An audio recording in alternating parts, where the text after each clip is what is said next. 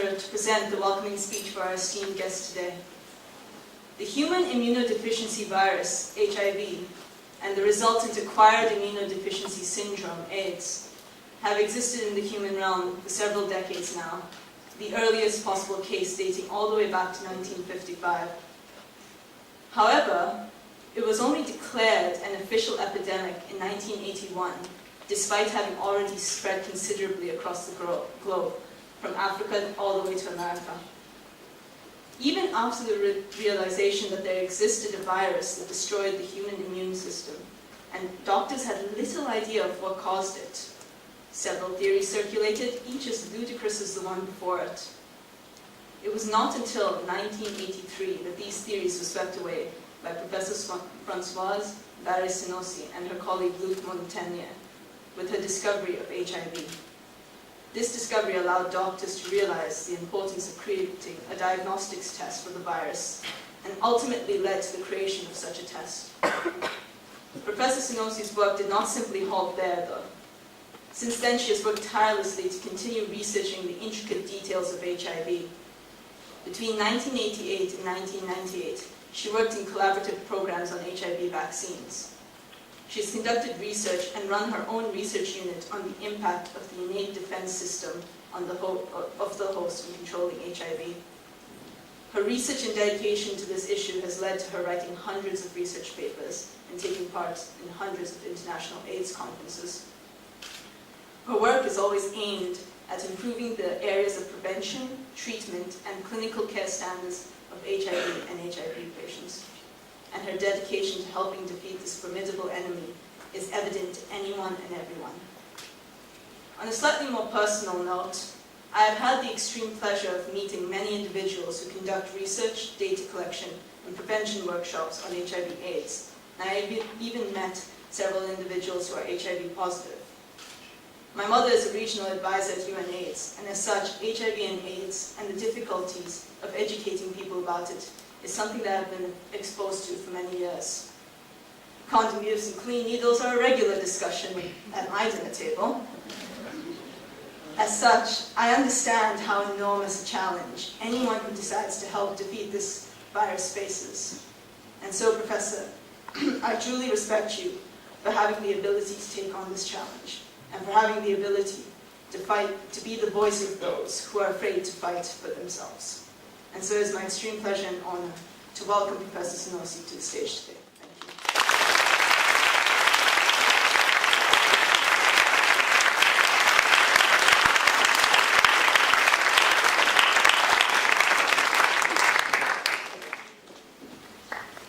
Thank you very much for this wonderful and very nice introduction.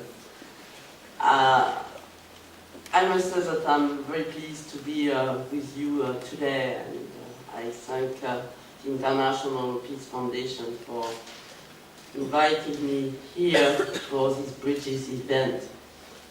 I will say a few words before giving you the floor for questions, because I personally guess that the questions are certainly more important than what I'm going to say right now.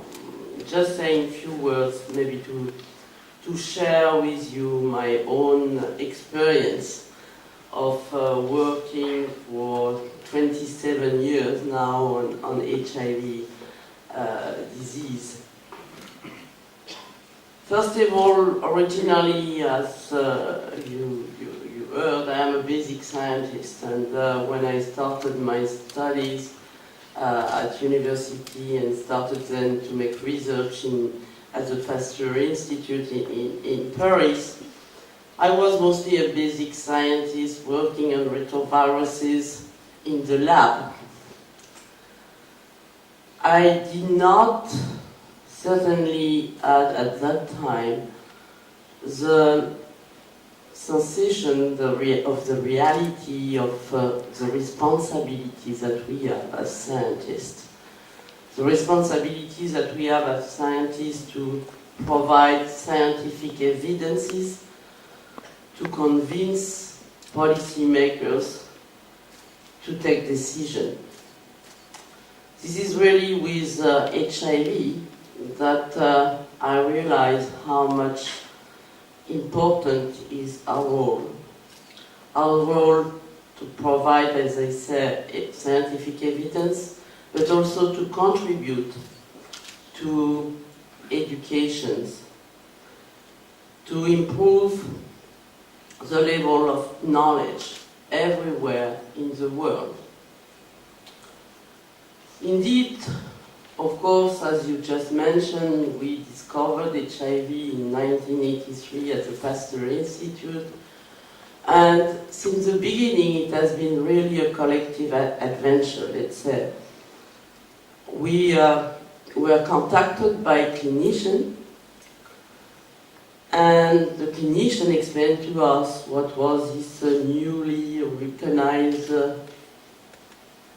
disease.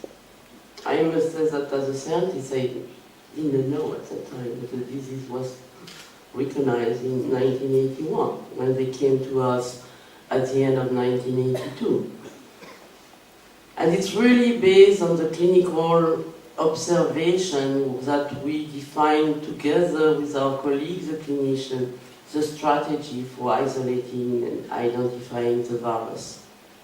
And I would like also immediately to say that it was the start not only of a very strong cooperation between scientists and clinicians, health workers.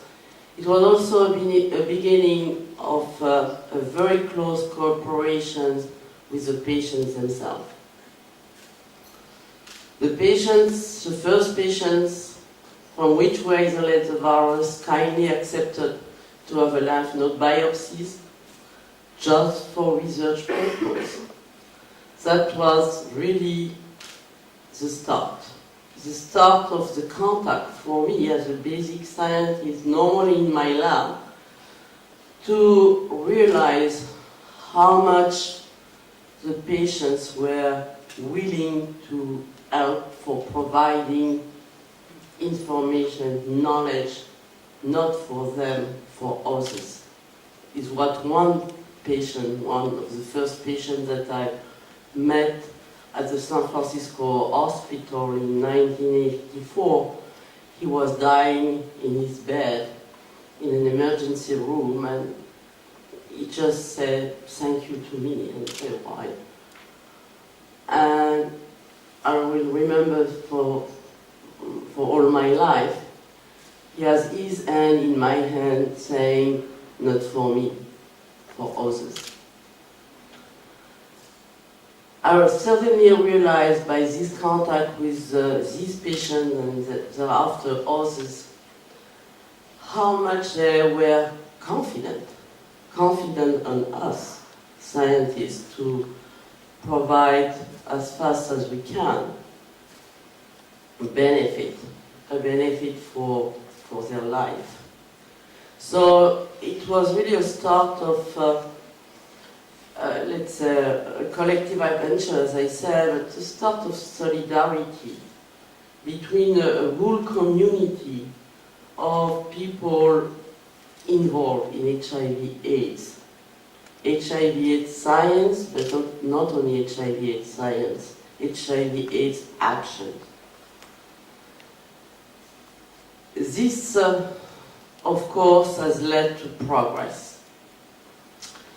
Science provided progresses in terms, you just mentioned, first in diagnosis. The first diagnostic tests were available as soon as, commercially available, as soon as July 1985. And as soon as the mid-80s, we had the first antiretroviral drug.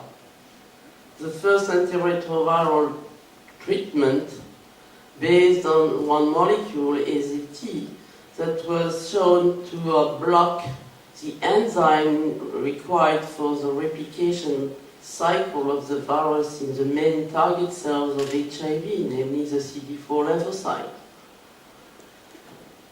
Of course, it was some data giving some information regarding some benefit provided by the drug in the patients, but very rapidly we understood that the virus was escaping to the treatment with the emergence of resistant form of virus to the monotherapy, as we say today. Soon after was developed combined treatment using three molecules, three drugs, capable to block the multiplication of the virus at different levels of the cells, the replication cycle. And today, we know that this treatment, HART, highly active antiretroviral therapy, is very efficient. It's not a cure for HIV infection, but we have been able to reduce for more than 85% the mortality of people living with HIV using this treatment. However, I will say that, of course, we have shown wonderful progress in terms of science, but the translation of science into global benefit is far to be complete. It's far to be complete since in resource-limited countries, only 40% of people that need to be treated are treated today. This is not enough. This is not enough even if during, let's say, the 5-6 last year, it has been a wonderful progress because of international efforts. International efforts with the decision of the creation of the Global Fund, with also international initiative like the Bush program, the PEPFAR program, or the Clinton Foundation. So it's because of these international effort and commitments at international level that we are seeing progress in access to treatment. But the initial goal was universal access to treatment for all in 2010. We are in 2010, and this goal will not be reached. So HIV/AIDS is certainly one human disease that is showing us, highlighting the inequities between people in the world.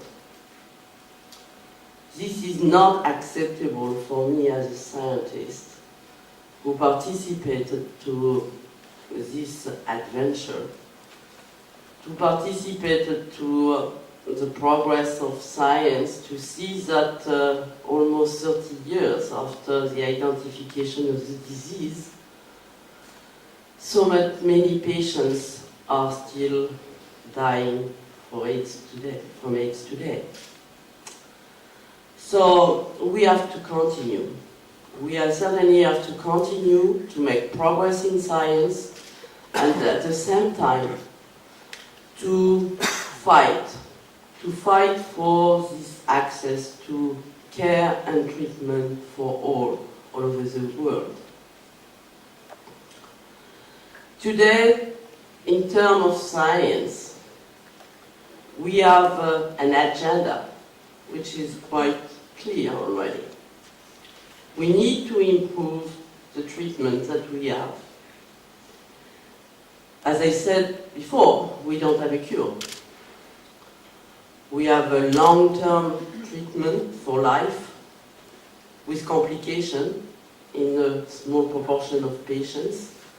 And we have what we call in our rich countries the non-AIDS mortality in HIV positive patients related to metabolic disorders, related to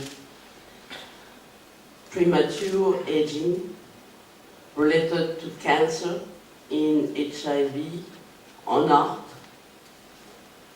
And we have to understand better those complications. We certainly have also to continue to try to,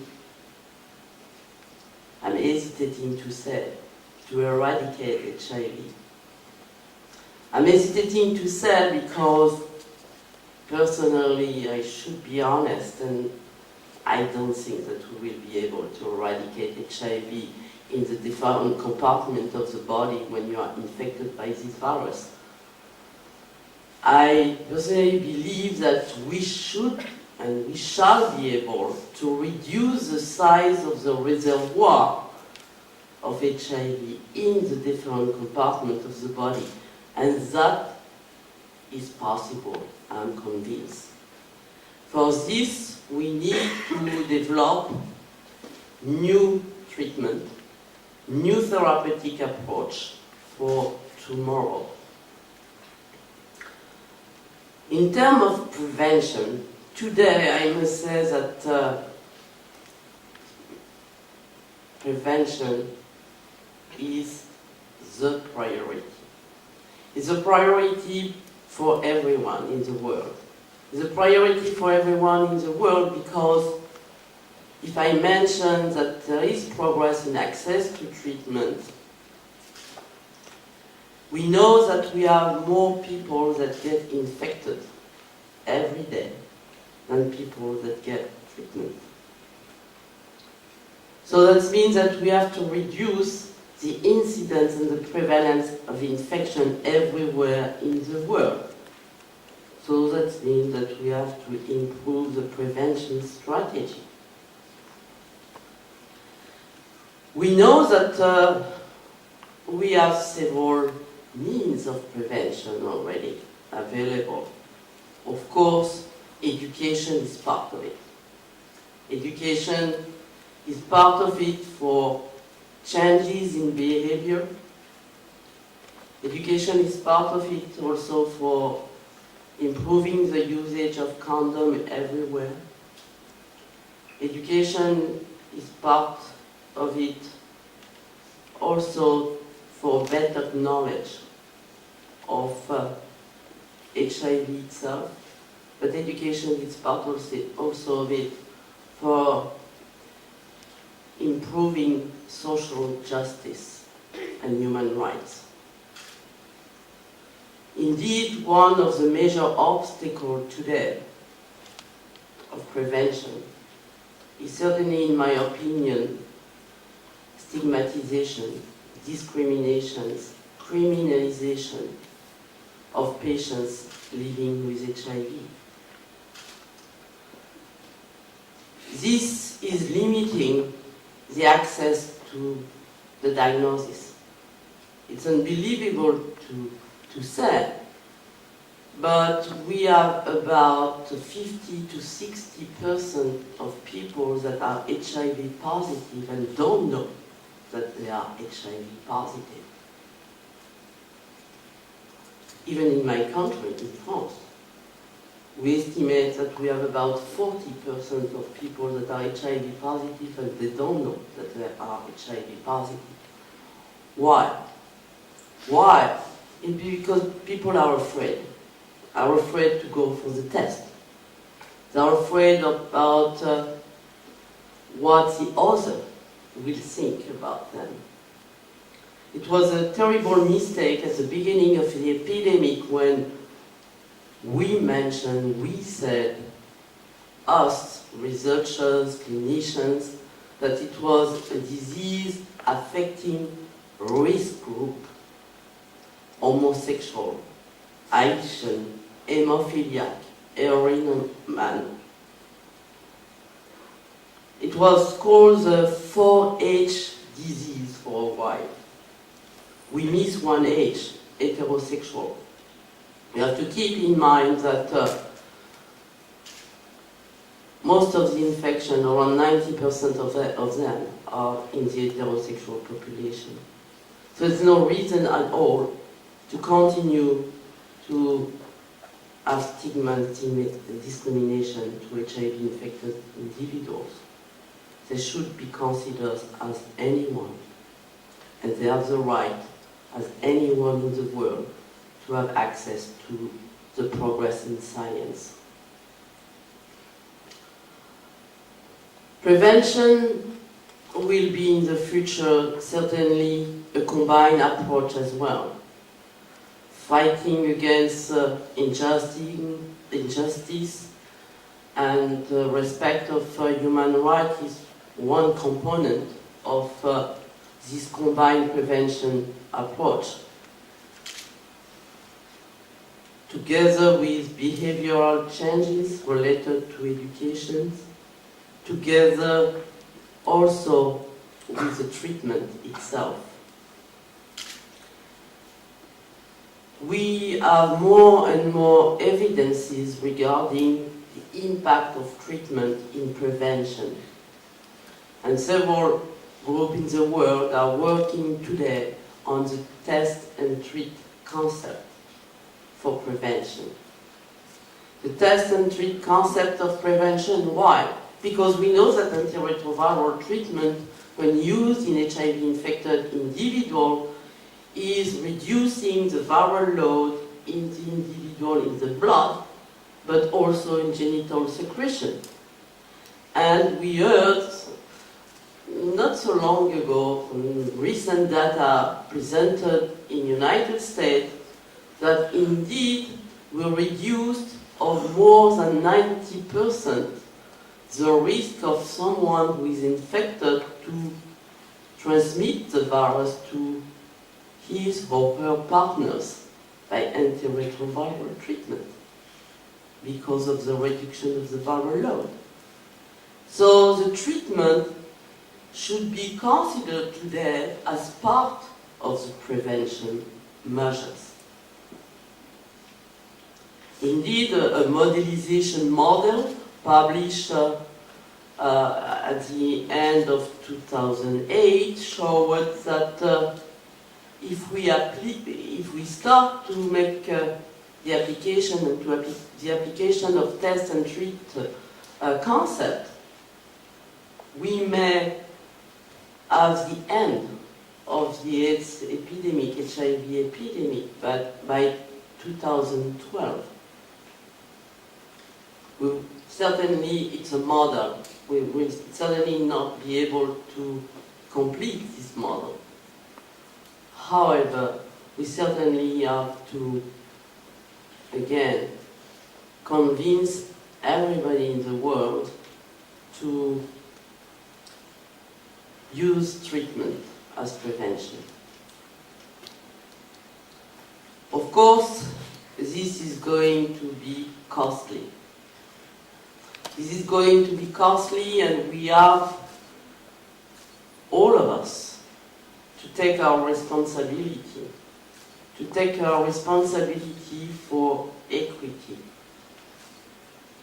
To take our responsibilities, that means to make pressure on governments, on leaders in all the countries, in rich countries, where they should respect their commitment in terms of funding for the access to treatment to all in the world. Of course, we have the economical crisis today, and of course, we are all concerned by the fact that the GA commitment might not be respected by leaders of the G8. This year, it's a year which will be decisive, because at the end of the year it will be the replenishment of the global fund. And we hope that it will be an extension of the G8 commitment to the G20 commitment at the end of the year. We have to make people to understand that if you look cost versus effectiveness is in favor of effectiveness for the global health of people in the world, but also at economical level in different countries of the world. It has been already scientific evidences showing in countries which are strongly affected by HIV that the economy of the country was decreasing as well. So it's a reason that I wanted to share with you all these ideas to tell you that you are the new generation and we need you. We need you to continue the fight with us for education equity, which is the basis and core value of peace. Thank you very much.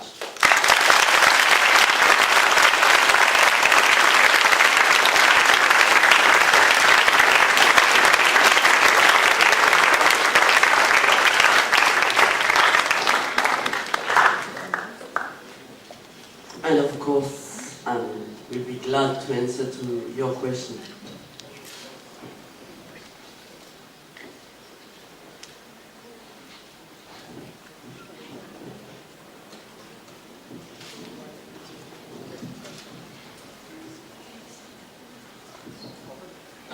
Do you fear that the AIDS can develop? Yeah. Today I fear that AIDS can develop if we don't have the universal access to treatment, yes.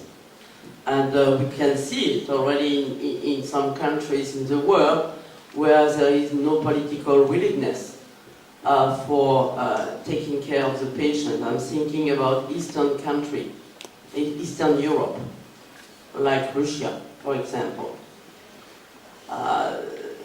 We can see how much the epidemic is growing over there.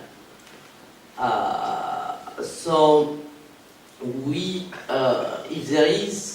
we don't succeed in the universal access to treatment, then the epidemic will grow again everywhere.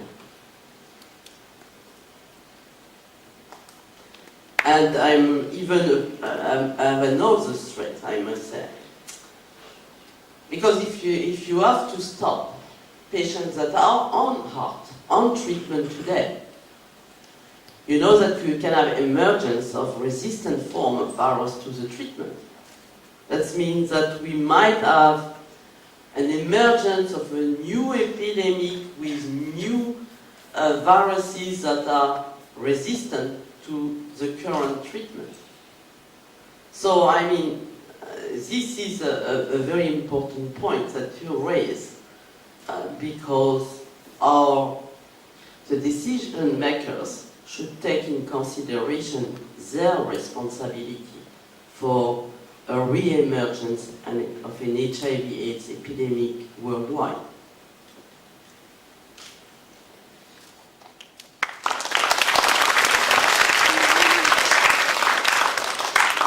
Excuse me? Why would you believe that priority is to prevent but not cure? I mean, it's very difficult. Priority, I would like to say, is both. It's both, but as I said before, I'm doubtful about the possibility to totally eradicate the virus from the body. However, we should work on both in parallel.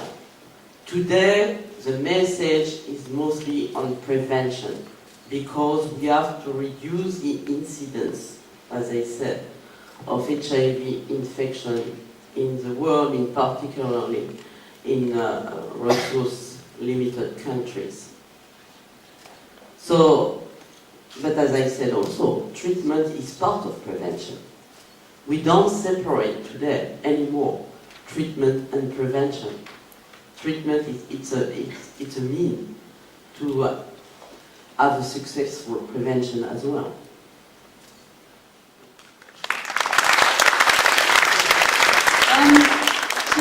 extent should MEDCs or richer countries be responsible for prevention and therapy? Can you repeat? I didn't. To what extent should MEDCs or richer countries be responsible for prevention and therapy? To which extent? Yeah. I mean, everybody, we are responsible for what is happening everywhere in the world. So, I mean, when you see the amount of money that rich countries have provided to bank regarding to solve the financial crisis, it's unbelievable that the same countries cannot respect their commitments for helping all the countries in the world. Because as for financial crisis, we will have an health crisis with consequences also in terms of economy. If they don't care about human beings, at least we know today that they care about economy. And health of population is very important for economies of countries in the world.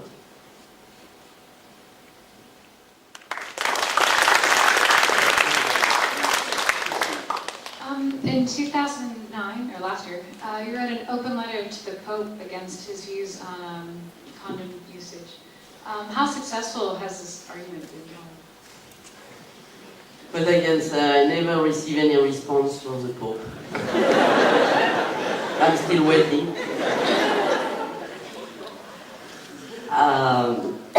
No, I mean, it's a sad story. I really think that probably did not measure the potential consequences of what he said going on his way to Cameroon. It turned out that Cameroon is a country that I know quite well. And I must say that after the Pope visit in Cameroon, when I heard even some of my colleagues, I mean, working on HIV in Cameroon, saying that I did not understand very well the Pope's statement. I mean, this is unbelievable, the influence that such a personality can have in countries in Africa. So I mean, fortunately, I must say, this is the Pope's statement. But fortunately, when you go in those countries in Africa or in other countries in the world, religious themselves, and if we speak about Catholic religion, I've seen in Africa religious that are using and giving condom by themselves to the population because they are facing the reality in those countries. And so they know. I think the problem of the Pope, and what I was trying to explain to him, is unfortunately he's not in those countries and he cannot see the reality. He's far from the reality.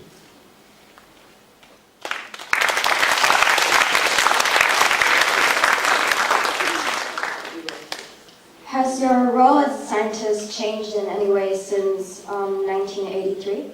Oh yes.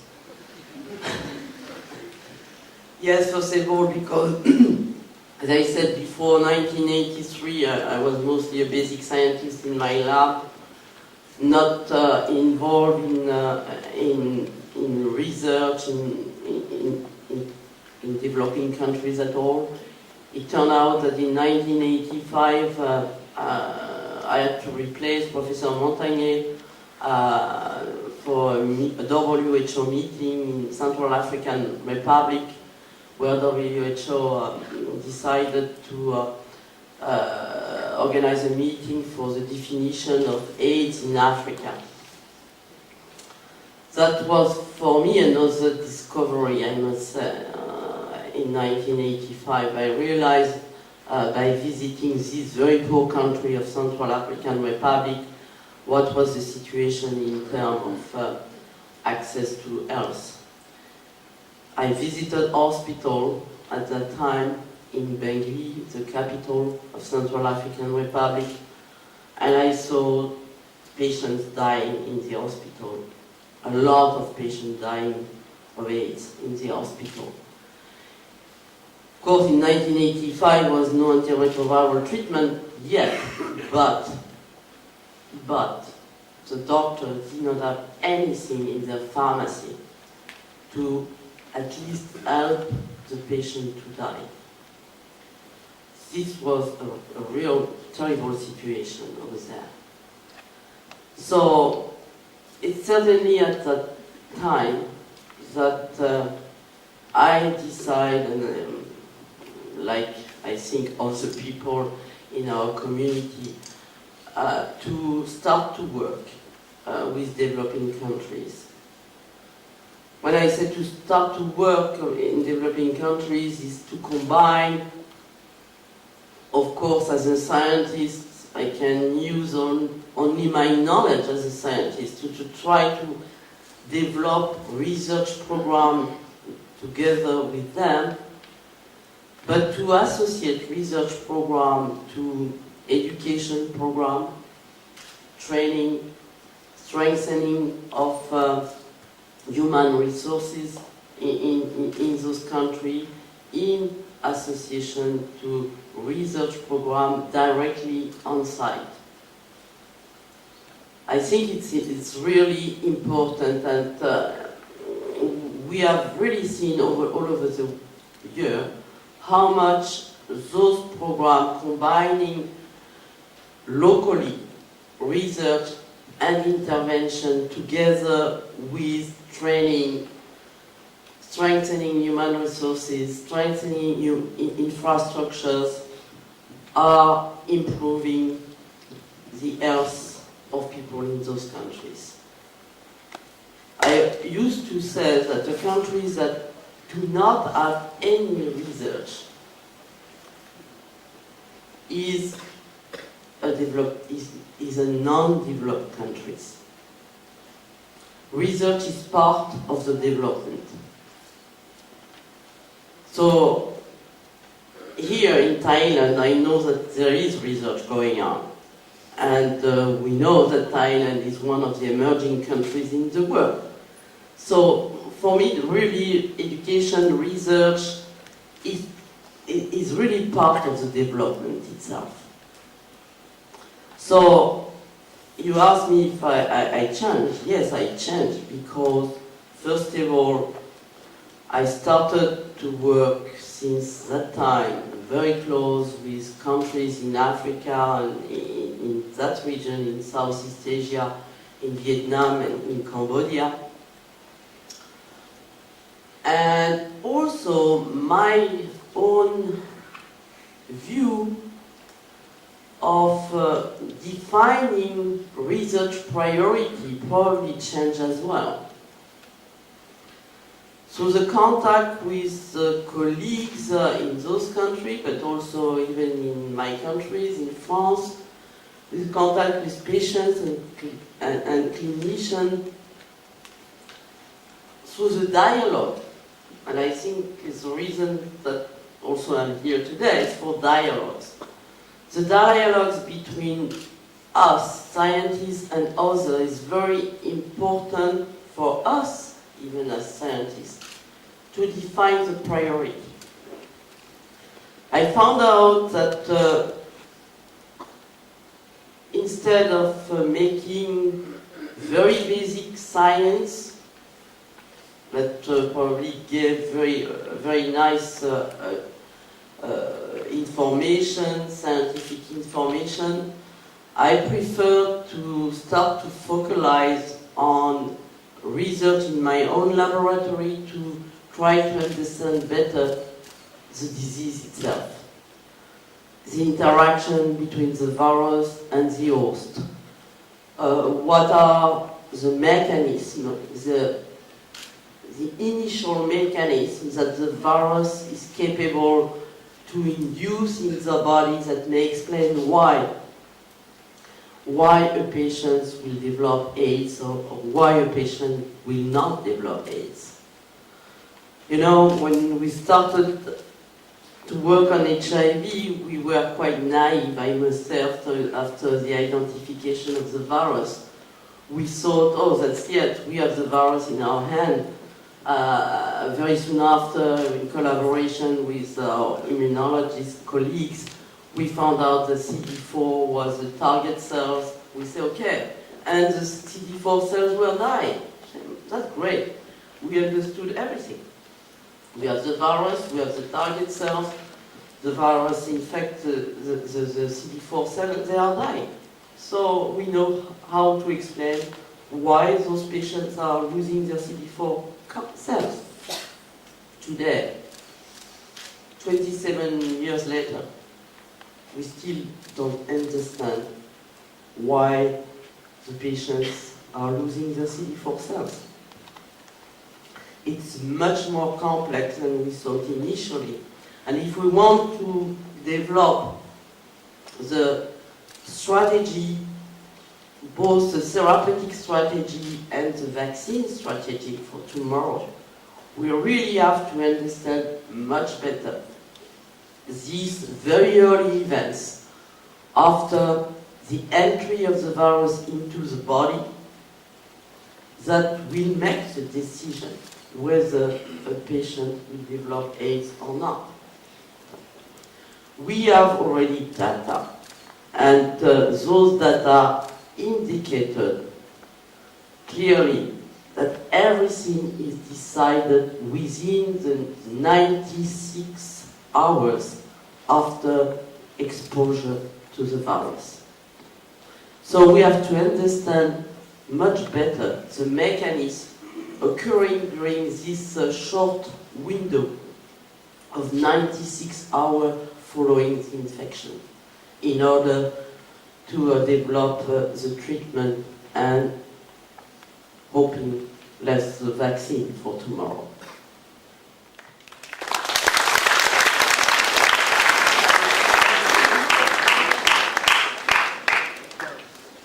What do you propose as a solution to make drugs such as antiretroviral drugs more available to poorer countries in the world when the companies are unwilling to lower the price or are concerned with patents, so that they don't want the drugs to be produced locally? You know that there has been some progress on that aspect because of the generic that are produced today in countries like India, but also here in Thailand, in Brazil, and in South Africa. There's production of generic, and the first line of treatment in developing countries, which is used most of the time today, is generic. As you know, it has been also an agreement on intellectual properties, allowing country when there is emergency to produce themselves the drug. Of course, nothing is perfect. This is true for what we call the first line of treatment, the first combination of treatment that we use for treating HIV patients. And partially true for the second line of treatment when there is an escape to the first treatment of the patients, then we have to use a new combination of treatment, what we call the second line of treatment. But this is not true at all for the third line. If there is an escape, again, of the patient to the second line of treatment, we have today in the rich country what we call the third line of treatment. That includes very efficient drugs like inhibitor of integrase, which is very efficient, but there is no generic. And this is a real problem for the future, also for these countries. I spoke 2 days ago with some clinicians working here in Thailand, and they told me that the third line of treatment is not available here in Thailand today. So that means that we still have a lot of effort and pressure to make a company.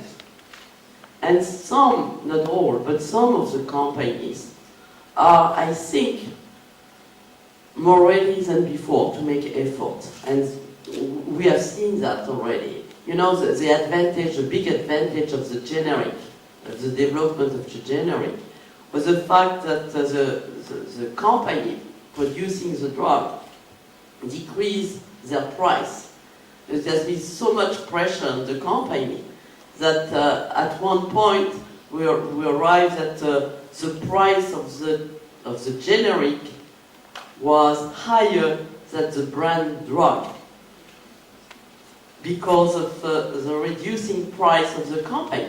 So this is good. I mean, this kind of competition, pressure on the private company is quite good. And as you know, it has been a lot of pressure of the activists, and we have to thank the activists that have really made a great job for the decrease of the price of the drug. Of course, they have to continue, and we have to continue the fight together with them. Very often I say it's not only a question of price of the drug, because of course the treatment is costly, but the follow-up of patients is also costly. If you want to make sure that the treatment is efficient, you have to follow the patients at least normally twice a year, every 6 months, and you should follow their CD4 count, but it's also much better if you follow the viral load in the patients. The problem is that the viral load measurement kits are very expensive, too expensive for resource-limiting country to afford. So very often when I speak with my colleagues and friends, the activists, they say, look, you have done a great job for access to treatment. Now we have to fight together for a reduction of the price of the kit for the viral load measurement. And an approach also for that is to develop generic kit for viral load. We did that in France. We had developed a generic kit for viral load. One of my colleagues at the Necker Hospital has developed a kit, which is in use in Cambodia and Vietnam. As a result, the company started to decrease the price of their kits. So, I mean, it's good to make pressure like that, both the scientists, the civil society, the activists, on the private sector, because at the end, not all of them, but a large proportion of them are making efforts.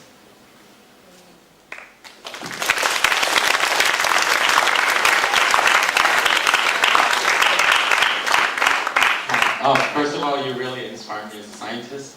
And my question is, according to your past experiences with the identification of the AIDS retrovirus, how important is the collaboration between scientists and between the scientists and the public? For me, it's crucial at different levels. As I said before, for a scientist to be in contact with the public and to learn from the public what the public is expecting from the scientist is helping us a lot to define our priority in research. On the other hand, I hope at least that the dialogue between us, the scientists, and the public is helping them to understand better where we are in the progress, what are the challenges that remain, and to inform the other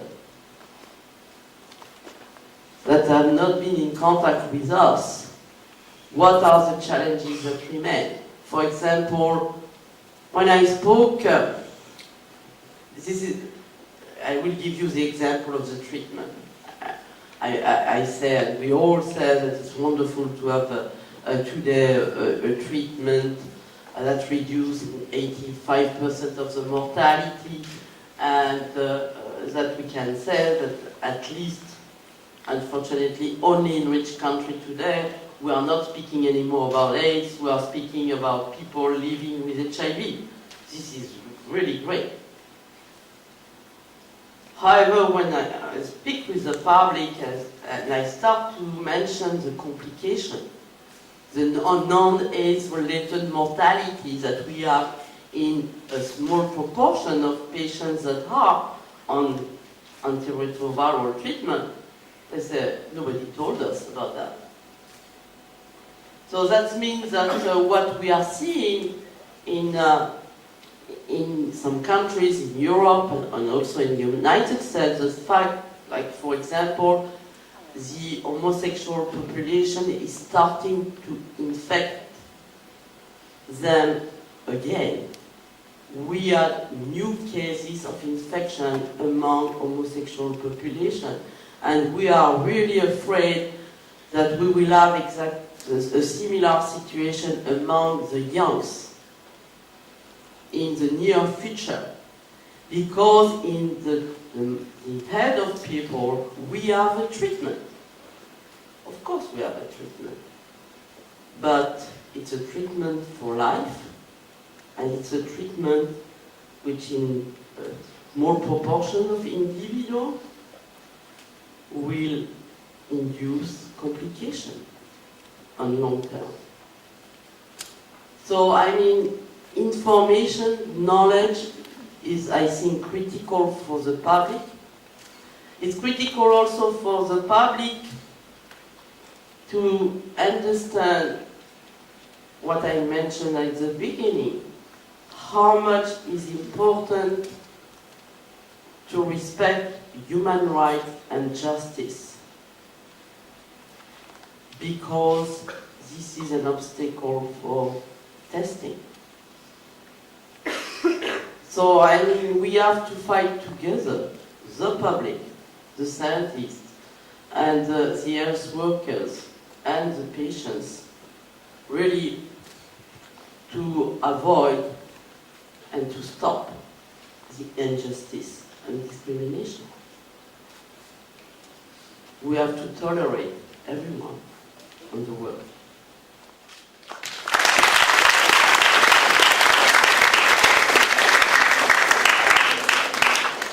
Since the previous question mentioned collaboration in the past, I would like to ask you what was the attitude of Dr. Robert Gallo towards the 8th research project. Was he really interesting or act like being one? It's an old story which is over.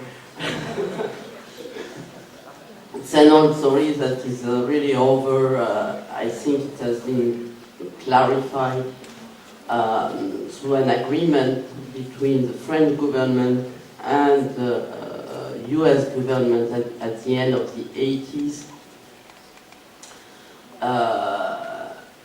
And a little bit later on, by making studies on the initial sample, I think it was published in '92, it was clearly recognized that the virus that first grew in Dr. Gallo's lab turned out to be the virus that we gave to him. So it's probably related to lab contamination, which can happen very easily with this kind of viruses. But as you know, HIV is a highly variable virus, and so by analyzing the genome of the virus, it was clearly shown that the original virus in his lab turned out to be the virus that we sent from our lab. So I mean, this story is over, fortunately, and I don't think this is really an interesting story, personally.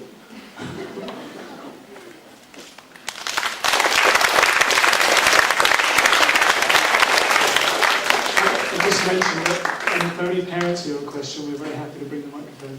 Can I just ask, while I pass it up, a quick question from myself? I'm always interested in whether scientists are essentially pessimistic or optimistic. And I'm just interested in two things. One is, when have you found the roughest times in your kind of scientific journey? And how did you manage to keep going if there were any rough times? And also, the way that science in general is going, is there anything that scares you about the future? So, to answer to the first question, I think scientists are generally optimistic. Because otherwise they have to stop, if they are not.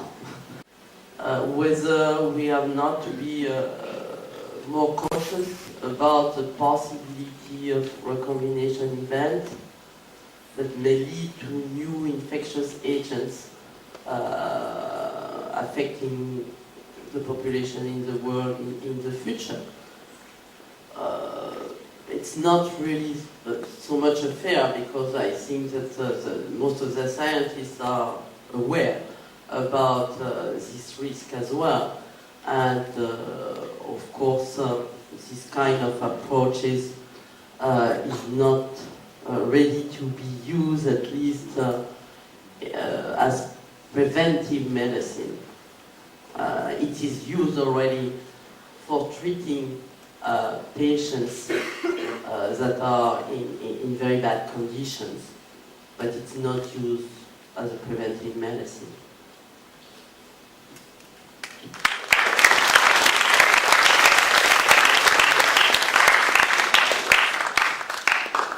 Professor Sinoussi, you've done wonderful things for all of mankind.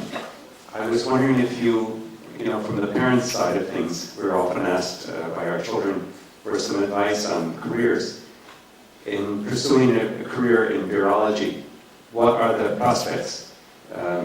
Obviously, you'd have to go to PhD level, but what could people expect in doing so? Thank you.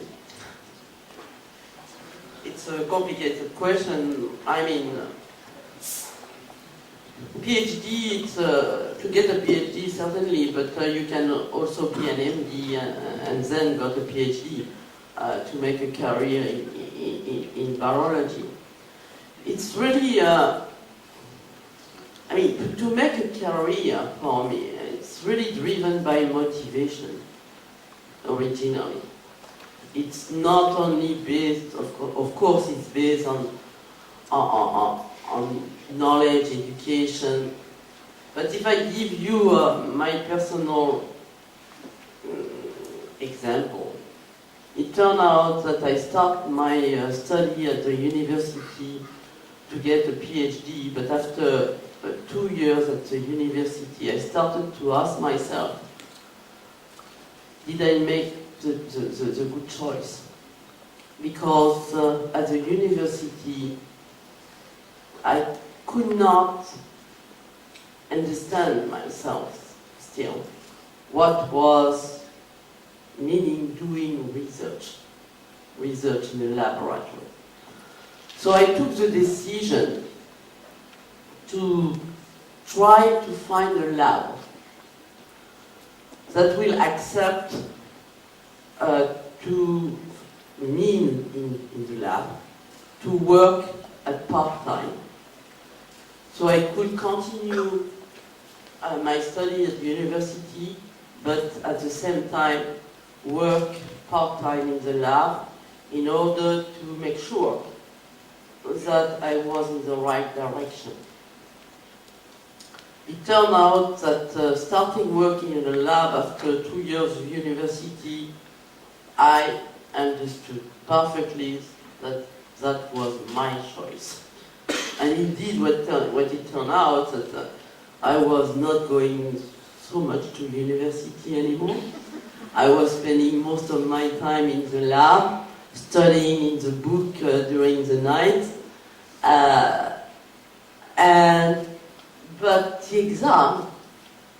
it was the first time after the 2 first years that was very difficult to get my exam during the 2 first years. But after, it was wonderful. Every exam was so easy for me.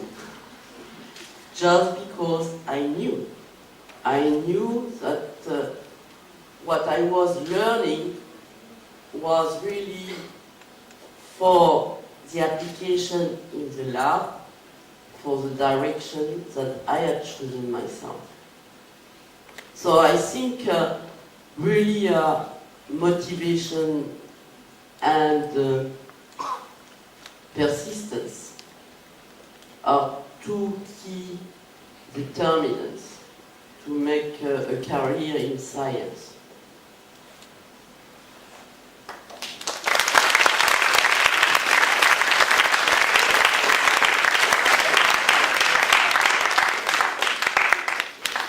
Thank you very much, Professor Barre-Sinoussi. Your dialogue with us is very genuine and inspiring, and I just had one question for you about prevention, as you mentioned it as a priority. I wondered what your perspectives after more than 25 years of research and investment in a vaccine, what your perspective is on the future. Are you optimistic? Are you pessimistic? What are your thoughts as a scientist? Thank you. Yeah, I thought that the question on vaccine will come. I will say that I'm not pessimistic these days. I'm not pessimistic, at least for vaccines that will prevent against the development of AIDS. I'm still wondering whether we will be able or not to develop a prophylactic vaccine, a vaccine that will prevent the infection. That I don't know yet. What I know is that we certainly did not take all the right strategies. And we still miss a lot of understanding regarding the protective mechanism that a vaccine should induce, especially for HIV, but not only for HIV, I will say. Indeed, if you look carefully, we don't have so many efficient vaccines today. We don't have a vaccine for malaria. We don't have a vaccine against hepatitis C. We don't have a vaccine against herpes viruses, and the list is very long. So my personal feeling is that HIV might help indeed. HIV might help for the development of new concepts for vaccine development in the future, not only for HIV. Because, why I'm thinking that is because HIV, of course, it's a deadly virus, but it's also a tool.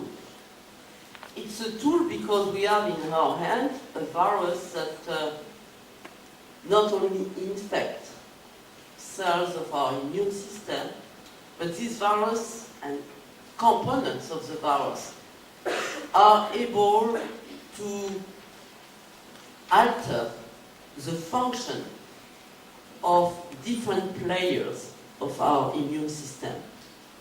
The CD4 cells is one player, but it's not the only one. We know that the virus can alter also another category of immune cells we call antigen-presenting cells. And those antigen-presenting cells, we know in immunology, are really critical cells for giving the right signals for both the specific defense. Specific defense, I mean protecting antibodies against infectious agents, or to induce cytotoxic T cells that are capable to eliminate infected cells. But these antigen-presenting cells are also capable to communicate with another category of cells that we call the cells of innate immunity, the natural killer cells. And we are learning more and more about the alteration of the dialogue that the virus HIV is capable to provoke between the antigen-presenting cells, the natural killer cells, and the cells of specific immunity. And indeed, we know that in HIV infection, you have alteration of the function of everything. NK cells function is altered, innate immunity is altered, antigen-presenting cell function are altered, and of course, the specific immune response is altered.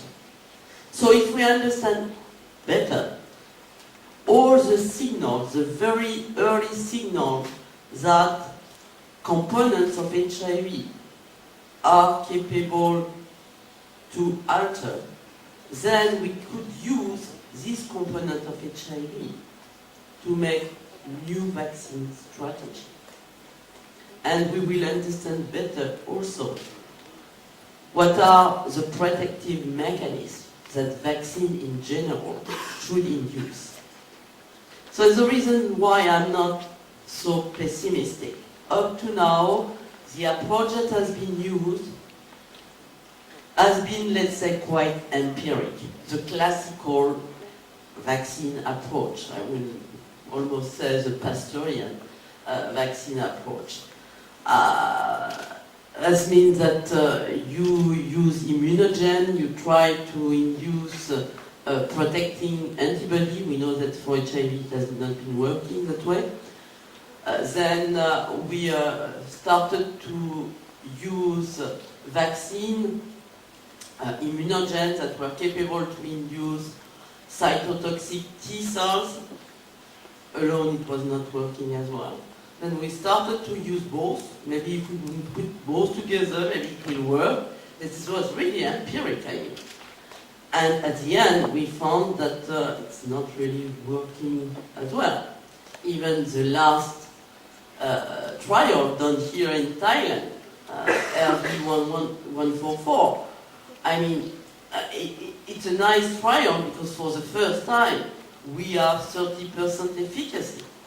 Okay, but on a very small number of volunteers, first.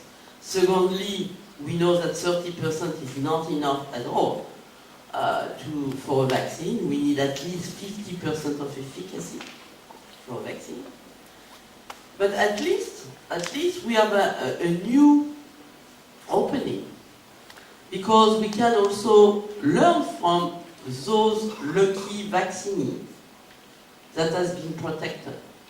What kind of response the vaccine has elicited in those volunteers. And this kind of response, why those responses are not presenting the others. So, I mean, this is today an opening after the data of the Thai trial for basic research on those volunteers.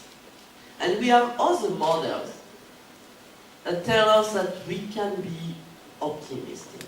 Another models that we are working on in my lab and a whole network of people in France or in Europe, and another network also in the United States, we are working on a small proportion of persons, very small proportion, less than 0.3% of infected person, HIV positive person, who are naive of treatment, but they control perfectly well their virus. We call them elite controllers. They naturally control the multiplication of their virus. We don't know why. We are understanding more and more, We know today already that there is two groups of elite controllers. One group that have a very strong and very efficient CTL response, cytotoxicity cell response, capable to eliminate infected cells. But we have another group of elite controllers, which is even maybe more interesting, because this elite controller control even better the multiplication of the virus, but it's not related to specific immune response, apparently. So we are trying to understand why. We know that genetic factors already are involved in those controllers. But if we have a vaccine that can transform everyone infected by HIV in elite controller, this would be a wonderful success already. Wonderful success at individual level, because the person is HIV positive but do not develop the disease, and a wonderful success at collective level, because this infected individual having a very low undetectable viral load cannot infect the others. So, I mean, if we can have a vaccine to transform everyone in elite controllers, that would be really wonderful. And the last model that we have that makes me also optimistic is our cousin, the primates, in Africa. In Africa, the African primates, some species are heavily infected by a virus very close from HIV. We call it SIV, simian immune deficiency virus. Some species like the one we are working in my lab, African green monkeys, in Natura, in Africa, 50% of the African green monkey are infected. They don't die. They are carrying the virus, they do not develop the disease. And in opposite to elite controller, the viral load, the multiplication of the virus can be detected in African green monkey. So it's a complementary model of the elite controller. In that case, in the monkeys, and it's true also in the Mangabe, in the west part of Africa, the monkey do not control the multiplication of the virus, but they do not have any alteration of the activation of their immune cells. So the function of their immune cells remain functional. So, I mean, we have both models which are very complementary, and I really believe that with those models, we can certainly make progress in vaccine research in the near future.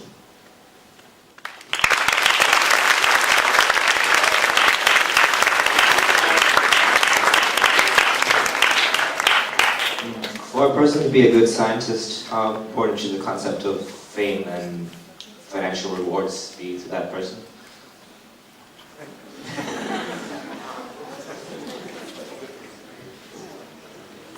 How can I answer to that question? I never sold myself, and I never worked myself to obtain any prize. Okay. So I don't think that fame or your career, you should be driven by that. Your career should be driven by the benefits that you can provide to others, which is the most important.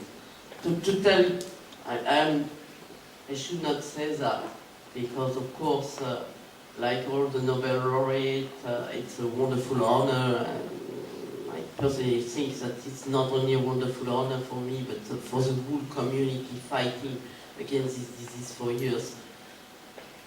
But, you know, after this Nobel nomination, you cannot imagine how much I was happy, not by the Nobel Prize, but by the message I received from patients, from patients that I met in the early 80s.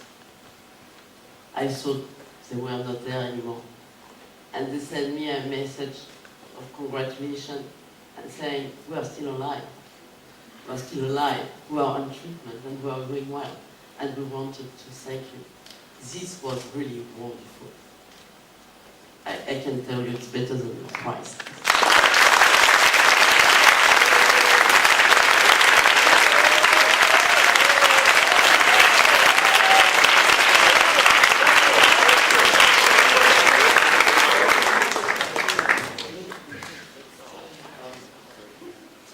Professor Francoise Barre-Sinoussi, on behalf of the NIST community and everyone who's listening to you today, we'd like to thank you for coming to talk to us.